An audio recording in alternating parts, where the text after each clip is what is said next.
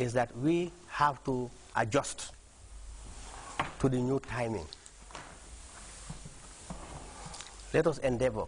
We have 3 free days, but it doesn't mean that we should undercut the hours that are given for the 4-day week we have. So it's important for all of us. It's a moral responsibility. Hence we are paid and we accepted the work. Let us report to work at 8, as we have been doing before, and stay up to 1:30, one will have 1 hour break. And during this break time, we all go out and eat something. Those of you whose wives live in Banjul can go to your wife and eat and then come back. At least 1 hour is adequate to relax and refreshen up and then come back and start working again. You know, up to 6. So for most of you, in fact, 6 o'clock is not new because we have a lot of work to do sometimes, so we roll on. I know that a lot of people in my office stay on until 7 o'clock because of the demand of the public and the work. So it's not anything new. If anything, it's now helping us to have a complete brand new free day added to our holiday, which we can use for leisure with our family members and also on our farms and all the activities that everybody wants to engage in. Not everybody wants to go to farm. I know Jebaji wants to do business.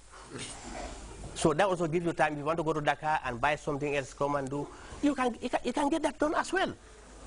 And you go after your debts also, because you know in the civil service also take a lot of things we buy them on credit. That's fashionable in America. A lot of people buy credit cards. So we do that as well. So you have time to go around and collect. So there are a lot of things you can do. This is the flexibility we have. We have to utilize it properly. You know. So it's important we do that, Honorable. I don't want to take much of the time.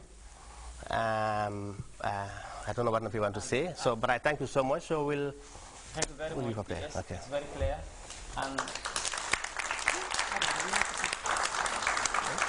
thank you very much. Our audience, you will also be given the opportunity to share your thoughts and views on the issue. P.S. One thing you made clear is that government has also allocated 1 hour break period for both lunch and prayers, those who choose to. If you go to other countries around the world, people work up to 6. In fact, most of the countries now, people 24 hours, they are changed in shift. Now, I think what government also, under the leadership of the president, realized is by 4, when all government machineries and institutions have been shut down, it might also affect the work, the effectiveness of work, and also probably others who might have other engagement and or emergencies would want to attend to it at 4 o'clock or 5 o'clock when all the offices are closed, both the financial institutions and also government institutions. I think it has a lot of positive impact and effect to the socio-economic development of this country. Closing government machineries at 4 o'clock, all government institutions, has a negative effect. P.S. The Permanent Secretary, Ministry of Trade, Regional Integration and Employment. Nafibari, you're welcome to the National Roundtable. Thank you. Yeah. Yes, P.S. We had P.S. Fadera, the PMO. Now, what is your take on this change of government time? If you choose to in the local languages, you must welcome. That may be difficult. Thank you and good evening to everybody. Having heard what my colleague has just said, Mr. Fadera, who is the Permanent Secretary of his Personnel Management Office responsible for civil servants, I think we gather that this was a well thought out idea. It didn't come out of the blue. And really, I think thinking out this process or the idea, government has given us the chance to, as civil servants and the country at large, to really benefit. You look at what does it do. Of course, it is a new idea, and people are not used to it. Therefore, there's bound to be complaints. But I think the fundamental is that it was well thought out, and it is to our interest. It will allow us, like Fadera has said, to work the 40 hours, because internationally, labor is under us. I may be corrected, the commissioner is here, but I think universally, the working hours are 40. Hitherto, I think civil servants have been given have been, if you like, I wouldn't say overpaid, but we were cheating government, if you like, because we were working 36 hours, and internationally it is recognized that people should work for 40 hours. That's the mean for the week. So if government realizes this and wants to extend, I think this also would extend productivity. What do we do? I mean, the Fridays put aside, I think during work, if we have 8 hours, 9 hours at the office, we're bound to do more. People have been doing that over time. Some don't go home early.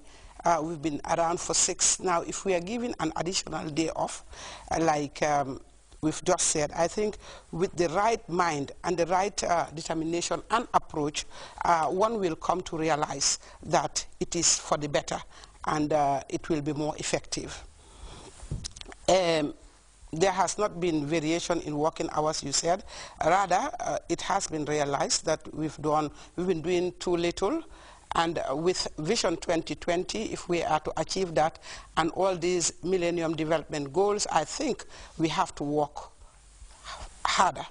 How can we work harder? I mean, it's by putting in more hours. We've put in barely three and a half hours, I think, extra, but really, I think it's necessary. I think it is personally necessary. On the other hand, being responsible for private sector employment at the Ministry of Trade, I think it will allow a lot of us, we're talking about underemployment and unemployment. Now, if a family gets together on a Friday, Saturday, and Sunday, I think there's more you can contribute in terms of economic development than really having a day in between. Friday, half day, you would come to work, it's short, you go back, you're tired, you're not doing anything. But if you concentrate on the 3 days that have been given, we try to promote a private sector engagement. The civil service cannot employ everybody. Now, if you have 3 days, it's either you go to the farm or you engage in some form of productive activity that can yield even better results, I could say. I mean, the civil servants would complain we're not paid properly, but if you engage in other things, let's just sit and take an example. If you go to Europe or to the Americas, you go to visit a friend or a cousin or a sister, what happens? You're always left there. They come in very late and they leave very early. Some of them engage in 2 jobs, some in 3. If we here don't have the opportunity to engage in so many jobs,